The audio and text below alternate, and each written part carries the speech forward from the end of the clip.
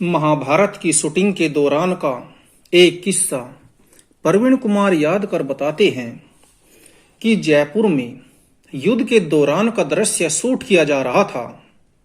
मैं कौरवों की सेना से लड़ते हुए आगे बढ़ रहा था, तभी अचानक रथ टूटने का आभास हुआ। जब तक कुछ समझ पाता तब तक मेरा रथ टूट चुका था। खैर, भगवान की कृपा से मुझे चोट नहीं लगी। इस अप्रत्याशित घटना से सभी सकते में थे। शूटिंग को रोक दिया गया था। तभी बी.आर. चोपड़ा जी आ गए। उन्होंने पूछा, शूटिंग क्यों रोक दी गई?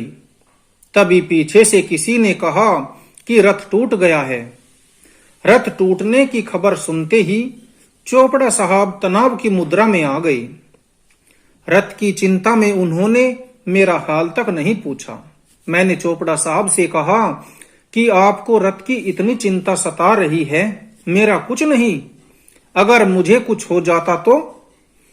इस पर उन्होंने शांतचित्त स्वभाव से कहा कि तुम्हें कुछ नहीं हो सकता, तुम भीम हो, मेरे महाभारत के भीम, और मेरा महाभारत का भीम इतना कमजोर नहीं है।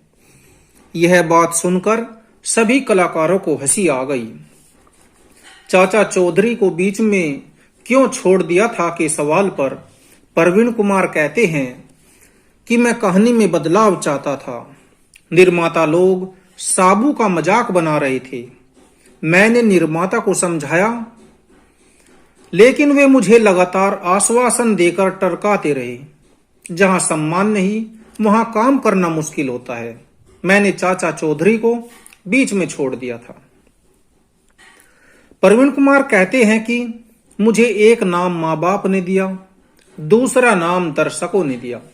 मैं दोनों नामों की कदर करता हूं, क्योंकि माता पिता के दिए नाम प्रवीण ने ही आगे चलकर मुझे भीम बनाया था।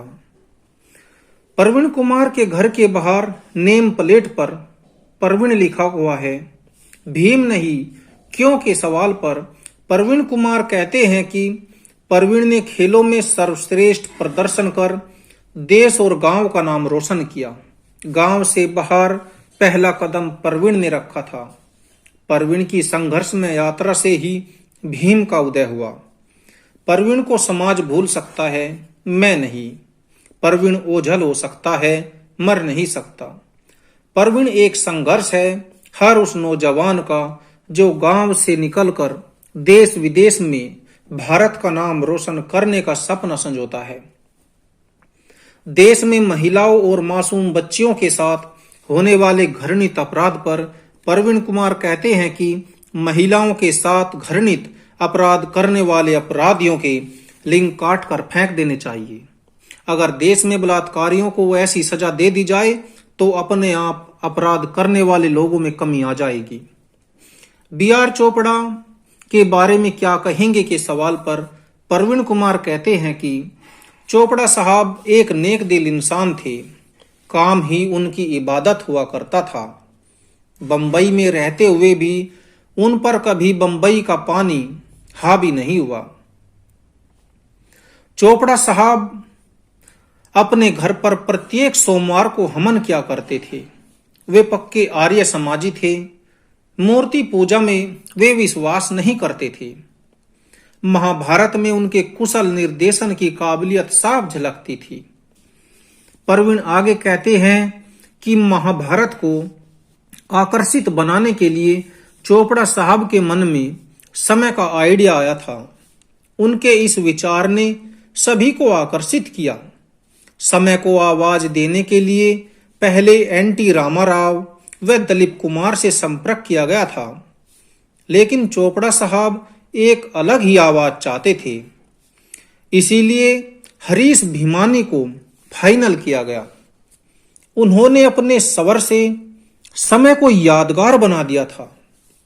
प्रवीण कुमार के अनुसार चोपड़ा साहब को विश्वास था कि उनका धारावाहिक दर्शकों को जरूर पसंद आएगा। शुरुआती एपिसोड में चोपड़ा साहब ने खुद का पैसा लगाया था। उसके बाद पैसों की बरसात होने लगी थी। महाभारत ने रिकॉर्ड तोड़ कमाई की। 9 करोड़ रुपए कुछ ही दिनों में निकल आए थे।